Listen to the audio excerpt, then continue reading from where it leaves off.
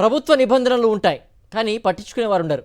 వారంతా నిబంధనలు ఉల్లంఘిస్తున్నారని అధికారులకు తెలుసు, కానీ మామూళ్ళ ముసుగులో పట్టించుకోరంతే. మద్యం దుకాణాలు, వాటికి అనుబంధంగా బెల్ట్ షాపులు, మొత్తంగా మంచినీళ్లు దొరుకుతాయో లేదో కానీ మద్యం కావాల్సినంత దొరుకుతోంది. నెల్లూరు జిల్లాలో మద్యం దందా ఏ రేంజ్లో సాగుతుందో ఇప్పుడు చూద్దాం.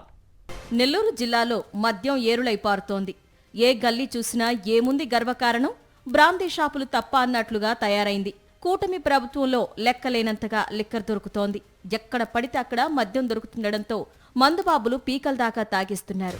నెల్లూరు జిల్లాలో 182 మద్యం దుకాణాలు, 55 బార్లు ఉండగా వీటికి పదింతలు అంటే 2000కు పైగా గ్రామాల్లో బెల్ట్ షాపులున్నాయి. దీంతో ఊళ్లల్లో మంచినీళ్లు దొరుకుతాయో లేదో కానీ కావలసినంత మద్యం మాత్రం అందుబాటులో ఉంది. జిల్లాలలో బెల్ట్ వ్యాపారం 3 క్వార్టర్లు 6 బీర్లు అన్న చందాన సాగుతోంది. గ్రామాల్లో అధికార పార్టీ నేతల ఆధ్వర్యంలోనే బెల్ట్ షాపులు నిర్వహిస్తున్నారు.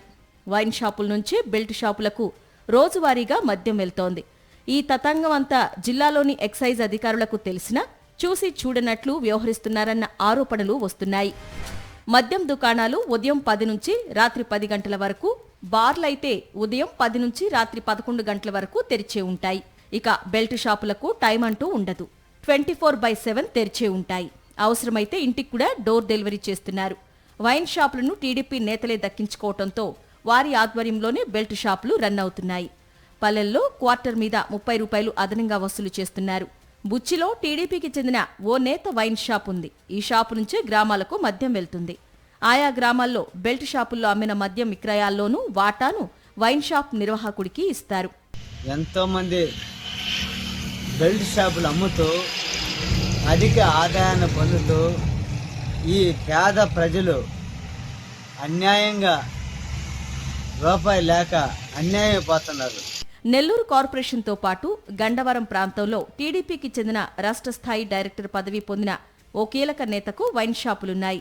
ఇక్కడ బార్ను తలపించే రూమ్స్ ఏర్పాటు చేసి అక్కడే మద్యం పోయిస్తుంటారు. కానీ ఎక్సైజ్ అధికారులు అటువైపు కన్నెత్తి కూడా చూడరు. వెంకటాచలం నుంచి కనుమూరుకు వెళ్లే మార్గంలో ఉన్న మద్యం దుకాణంలో కూడా అదే పరిస్థితి. బార్ను తలదన్నేలా ఏర్పాట్లు చేశారు. ఇక్కడ రేయింబవళ్లు మద్యం అమ్మకాలు చేస్తున్నా పట్టించుకోవటం లేదు. కోవూరు, ఇందుకూరుపేట, వవ్వేరు ప్రాంతాల్లో మద్యం వ్యాపారులు సిండికేట్గా ఏర్పడి అధిక ధరలకు మద్యాన్ని అమ్ముతున్నా ఏ ఎక్సైజ్ అధికారి పట్టించుకోడు. ఏదైతే మద్యం బెల్ట్ షాపులు ఉన్నాయో మద్యం బెల్ట్ షాపులు విచ్చలవిడిగా కొనసాగుతున్నా అటు ఎక్సైజ్ డిపార్ట్మెంట్ వారు నిమ్మకు నీరెత్తినట్లు వ్యవహరిస్తూ ఉన్నారు. ఇటువంటి చర్యలన్నింటినీ కూడా భారత కమ్యూనిస్టు పార్టీగా చూస్తూ ఊరుకోబోమని చెప్పేసి హెచ్చరిక చేస్తూ ఉన్నాం.